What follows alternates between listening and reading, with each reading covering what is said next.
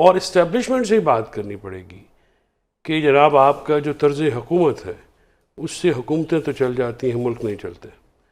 لہٰذا اور پھر تمام پولیٹیکل پارٹیز کو یہ اپنے ووٹرز کے ساتھ، اپنے کولیگز کے ساتھ جو ڈفرینٹ پولیٹیکل پارٹیز میں ہیں، اس میں چاہے تحریک انصاف ہو، نواز لیگ ہو، پیپلز پارٹی ہو، مولانا صاحب ہوں، ANP، MQ، across board, nationalist parties ہوں، چھوٹی ہوں بڑی ہوں، وہ پھر یہ عہد بھی کریں عوام پاکستان کے ساتھ کہ پھر فوج کی سیاست میں مداخلت کو وہ فیسیلیٹیٹ نہیں کریں گے.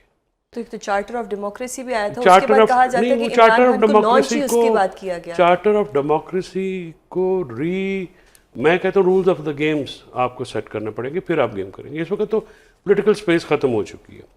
باقی ہم یہ بات کر رہے ہیں کہ آئین، قانون، ضابطے، اگر تو ملک آئین اور قانون کے مطابق چل رہا ہوتا تو پھر تو ہم بات کر رہے تھے. اس کا ڈیفینس منسٹر نے خود کہا ہے اس ہائیبرڈ ماڈل، ہائیبرڈ 2+O یا پرو میکس جو ہے، اس میں یہ پہلی دفعہ پاکستان میں یہ جمہوری مارشل لا نافذ کیا گیا.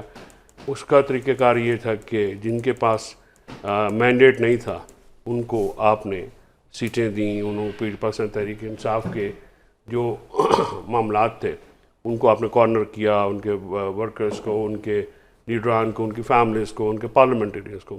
جو ہوا سب کے سامنے ہے. لیکن ابھی جو بات معنی خیز ہے وہ حکومت کی طرف سے بار بار مذاکرات کا کہنا ہے، اور یہ سب کچھ ہو رہا ہے امریکہ کے دورے کے بعد.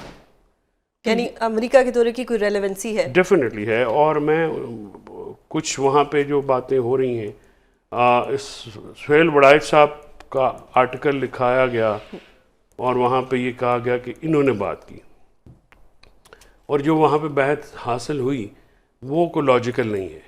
اگر اس کو ریورس کر کے پڑھے تو لاجیکل ہے. وائی وڈ فیلڈ مارشل یا ان کا delegation will discuss Imran Khan if that was for the regional security and all that. ہاں ادھر سے جو بات ہوئی ہے، جو ریمرز ہیں وہاں پہ obviously کنفرمیشن تو نہیں ہے کہ وہاں پہ جو ڈومیسٹک عدم استحکام ہے، انویسٹمنٹ جو کرپٹو ہے یا انویسٹمنٹ ہے یا مائننگ ہے، اس پہ جانے کے لیے ضروری ہے کہ آپ ملک میں ایک سیاسی استحکام لائیں. اب سیاسی استحکام جو ہے فرینکلی اسپیکنگ، اگر PTI یہ سمجھتی ہے کہ عمران خان صاحب کی رہائی کے اوپر بات ہوگی، نہیں ہوگی.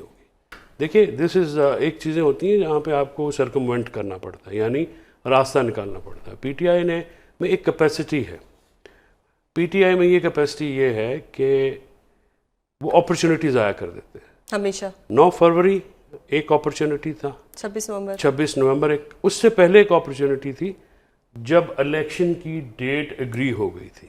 صرف یہ تھا کہ بدیال صاحب کے ریٹائرمنٹ کے بعد قاضی فاضل صاحب جب آئیں گے تو تب آپ الیکشن کرا لیجیے گا، وچ واز ناٹ کوئی ایسی بات نہیں. تو اس وقت پنجاب اور اس کے الیکشن ہو جاتے تو میرا نہیں خیال کوئی پرابلم ہو. اس طرح ہوتا یا ایک معاملہ ہوتا. فواد چودھری بھی اس مذاکراتی ٹیم کا حصہ تھے نا؟ جی بالکل. مجھے ذاتی طور پر وہ تو آپ سمجھیے کہ وہ جس طرح سے وہ ہوا، مذاکرات کو پھر ختم کس نے کیا جی؟ یہ بتائیں مجھے.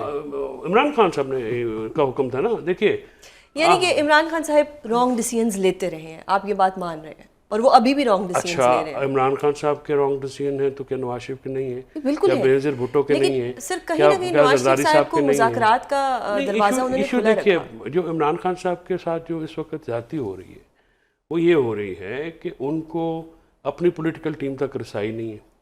شاہ محمود قریشی صاحب جنہوں نے لیٹر لاہور سے لکھا ہے ان تک رسائی نہیں ہے. جو ان کا پولیٹیکل کیڈر تھا، انڈر کوشچن ہے یا وہ لیٹر؟ نہیں کوشچن نہیں ہے. یہ میرے سمیت بہت سارے جو ہماری پارٹی کے لوگ ہیں ان کی یہ رائے ہے کہ آپ کو مذاکرات کرنے چاہیے، اور میں تو اس حد تک جاتا ہوں. نہیں نظریہ خان صاحب کا نظریہ کا نہیں ہے. خان صاحب ہمیں یہ الاؤ کرتے ہیں کہ آپ اپنی رائے دیں. میں اسٹیبلشمنٹ سے بات کرنے کا مخالف ہوں. اس کی وجہ ہے سیاسی جماعتوں سے بات کرنی چاہیے آپ کو. تو آپ کی جماعت کہتی ہے فارم 47 والے ہیں، ان سے کیا بات کرنی ہے؟ اچھا ماشاء اللہ دور میں نہیں آپ بات کرتے؟ کیا آپ لیجیٹمیسی ایکسیپٹ کر رہے ہوتے ہیں؟ نہیں. دس از ہاؤ پالیٹکس ورک. جب اور ہمارے ریجن میں، ہمارے ایریاز پیٹرنز میں تحریک چلانی ہے تو پھر تو علیمہ بی بی اور عظمیٰ بی بی اور نورین بی بی کو خود آگے آنا پڑے گا نا جی.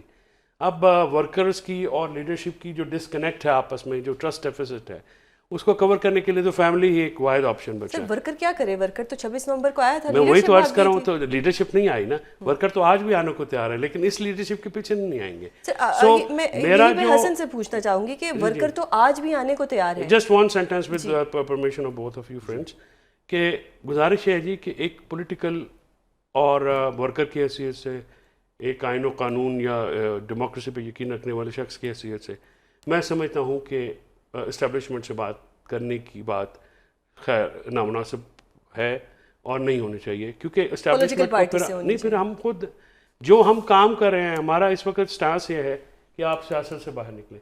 اگر ہم ان سے بات کرنے کا اندیہ دیتے ہیں تو پھر تو ہم ان کو سیاست میں شامل کر رہے ہیں. سو جو یہ بھی بات پی ٹی آئی میں ہیں لوگ, سوری یار میں ٹائم لے رہا ہوں, معذرت, ہیں وہ جو کہتے ہیں جی آپ لیجیٹیمیٹ.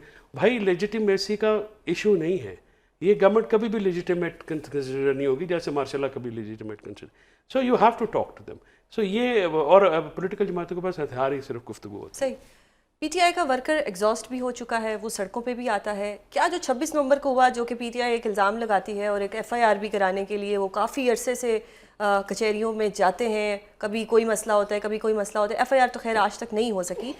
اب اگر تحریک چلتی ہے, کیونکہ کل آج رات 10 محرم کا چاند تو نکل آئے, کیا تحریک چلنے دی جائے گی؟ اور جو پنجاب میں ظلم و ستم ہوتا ہے پی ٹی آئی کے ساتھ, کیا وہی سارا رویہ رہے گا یا کوئی نرمی لائی جائے گی؟ اچھا, ایک تو آپ لائر ہیں دونوں ماشاءاللہ, بیٹھے ہوئے ہیں, آپ بھی آلموسٹ بن چکے ہیں, زیادہ سمجھتے ہیں.